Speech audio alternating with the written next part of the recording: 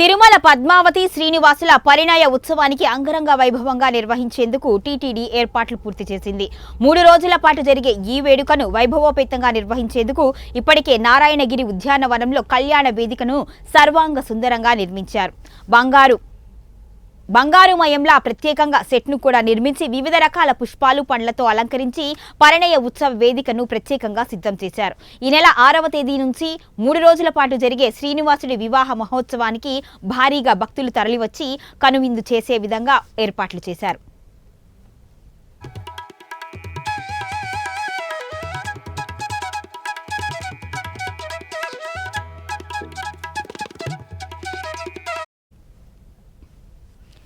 ఇక అఖిలాండ కోటి బ్రహ్మాండ నాయకుడైన శ్రీనివాసుడి వివాహ మహోత్సవాన్ని వివరించేదే పద్మావతి పరిణయోత్సవం. ప్రతి ఏటా వైశాఖ మాసంలో ఈ ఉత్సవాన్ని నిర్వహిస్తారు. 3 రోజుల పాటు టీటీడీ ఈ ఉత్సవాన్ని కన్నుల పండుగగా నిర్వహిస్తూ ఉంటుంది. శ్రీ మహావిష్ణువుపై అలిగిన లక్ష్మీదేవిని వెతుకుతూ స్వామివారు వరాహ క్షేత్రానికి చేరుకుంటారు. అలసి స్పృహ తప్పిపోయిన స్వామివారిని శ్రీ వరాహస్వామివారు వకుళామాతను పిలిపించి శ్రీనివాసుని ఆలనా పాలనా చూసే బాధ్యతను అప్పగిస్తారు. వకుళామాత సపర్యలతో తేరుకున్న స్వామివారు తన గతాన్ని మరిచిపోతారు. ఇక వకుళామాతే శ్రీహరికి శ్రీనివాసుడు అని నామకరణం చేస్తుంది. పుత్ర వాత్సల్యంతో తప్పిస్తున్న వకుళామాత శ్రీనివాసుని కన్న బిడ్డ వలె ఆదరిస్తుంది. దీంతో స్వామివారు వరాహ క్షేత్రంలోనే ఉండిపోయారు. ఒకరోజు వనవిహారానికి వచ్చిన పద్మావతి దేవిని గజరాజులు తరుముతూ ఉండటంతో శ్రీనివాసుడు వాటి బారి నుంచి అమ్మవారిని రక్షించి కాపాడటం జరుగుతుంది. దీంతో స్వామి అమ్మవార్లు ఒకరి మనసు ఒకరు ఇచ్చిపుచ్చుకోవడం జరుగుతుంది. అటు తర్వాత శ్రీనివాసుడు తన మనసులోని మాటను వకుళామాతకు చెప్పడం, పెళ్లి కోసం ఆకాశరాజుకు వద్దకు రాయబారానికి పంపటం, ఆయన పద్మావతి శ్రీనివాసుల కళ్యాణానికి అంగీకరించడం చకచకా జరిగిపోతాయి.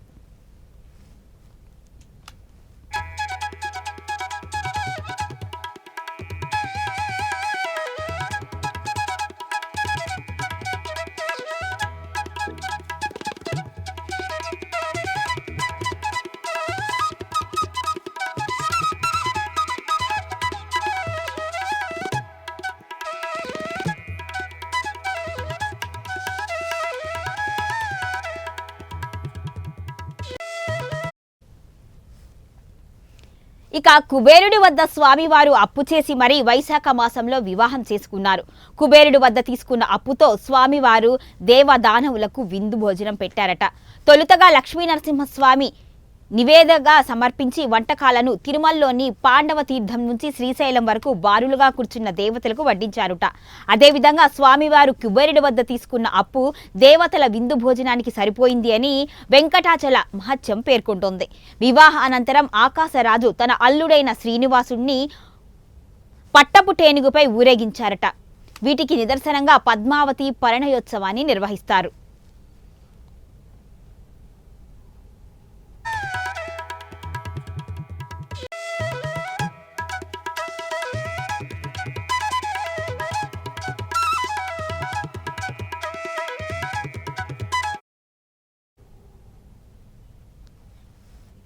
ఇక 3 రోజుల పాటు జరిగే ఈ ఉత్సవాల్లో మొదటి రోజు స్వామివారు గజవాహనంపై ఊరేగింపుగా ఆలయం నుంచి నారాయణగిరి ఉద్యానవనం వరకు వెళ్తారు.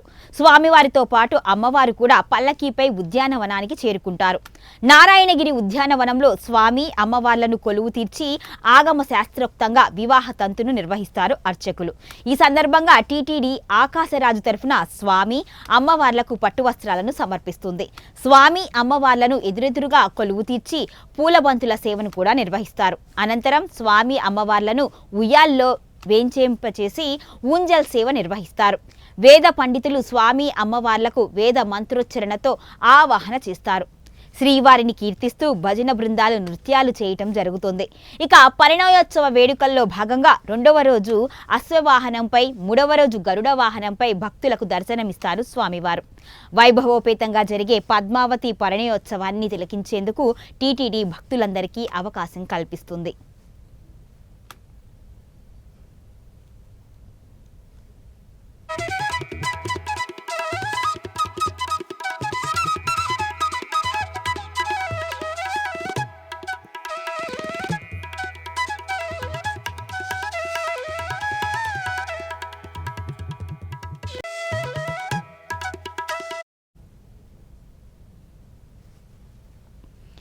ఇదివరకన్నడూ లేనంతగా ఈ ఏడాది పరిణయ మండప వేదికను టీటీడీ సర్వాంగ సుందరంగా తీర్చిదిద్దింది.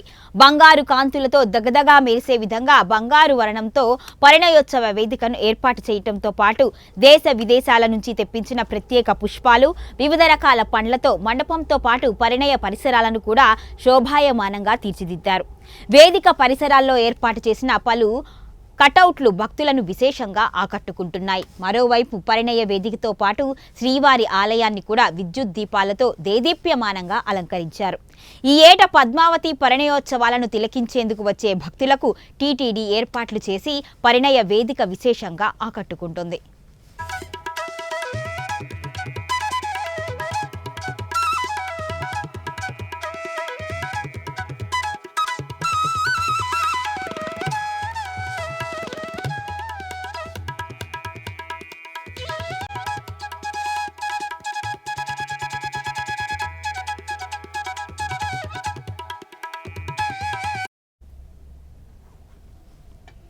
మూడు రోజుల పాటు జరిగే శ్రీనివాసుని పరిణయ మహోత్సవం భక్తులను కనువిందు చేయనుంది.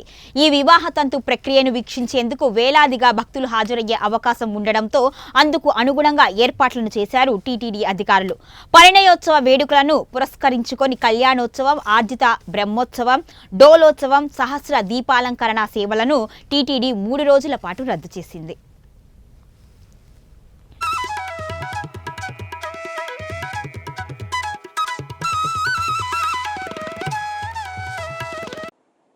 తిరుమల శ్రీవారాలయంలో ప్రతి మాసం అనేక ఉత్సవాలు నిర్వహించబడుతూ ఉంటాయి. ఆ కార్యక్రమాల్లో భాగంగా మే నెలలో వైశాఖ మాసంలో ప్రతి ఏటా 3 రోజుల పాటు ఈ వైశాఖ మాసంలోనే శ్రీనివాసుడు పద్మావతి అమ్మవారిని పరిణయం చేసుకొని ఈ యొక్క పద్మావతి పరిణయార్థానికి చిహ్నంగా వైశాఖ మాసంలో 3 రోజుల పాటు వైభవంగా పద్మావతి పరిణయోత్సవాన్ని నారాయణగిరి ఉద్యానవనంలో ఏర్పాట్లు చేస్తూ ఉన్నారు. ఈ కార్యక్రమాల్లో భాగంగా మే నెల 6, 7, 8 తేదీలు 3 రోజుల పాటు వైభవంగా వైశాఖ మాసంలో ఈ కార్యక్రమాలు జరుగుతాయి. పద్మావతి పరిణయోత్సవాల కారణంగా తిరుమల శ్రీవారాలయంలో ప్రతిరోజు సాయంకాలం వైభవంగా ఈ ఉత్సవాల నిర్వహణ జరుగుతుంది. ఈ ఉత్సవాల్లో భాగంగా మొదటి రోజు శ్రీ మలయప్ప స్వామివారు గజవాహనం పైన వేయించేస్తారు. అమ్మవార్లు పల్లకీల్లో వేయించేస్తారు. మేళ తాళాలతో ఊరేగింపుగా నారాయణగిరి ఉద్యానవనంలో చేరుకొని అక్కడ వైభవంగా ఈ పద్మావతి పరిణయానికి చిహ్నంగా స్వామివార్లు అమ్మవార్లు పూబంతులతోటి విసురుకోవడం, అట్లాగే మాలా పరివర్తన కార్యక్రమము, స్వామివారికి నూతన పట్టు వస్త్రాలు, అమ్మవార్లకి నూతన పట్టు వస్త్రాల సమర్పణ, ఉభయ దేవేరులను స్వామివారికి చెంతకు చేర్చి వైభవంగా సాంస్కృతిక కార్యక్రమాలతోటి ఈ పద్మావతి పరిణయోత్సవం మొదటి రోజు పూర్తి అవుతుంది. రెండో రోజు పద్మావతి పరిణయోత్సవాల్లో భాగంగా అశ్వవాహనం పైన శ్రీ మలయప్ప స్వామివారు వేయించేస్తాయి. మరొక తిరిచిపైన అమ్మవార్లు వేయించేస్తారు. మేళతాళాలతో ఊరేగింపుగా నారాయణగిరి ఉద్యానవనంలో గల పద్మావతి పరిణయోత్సవ మండపానికి చేరుకుంటారు. అమ్మవార్లు ఒకవైపు, స్వామివార్లు ఒకవైపు పూబంతల పరివర్తనము, మాలా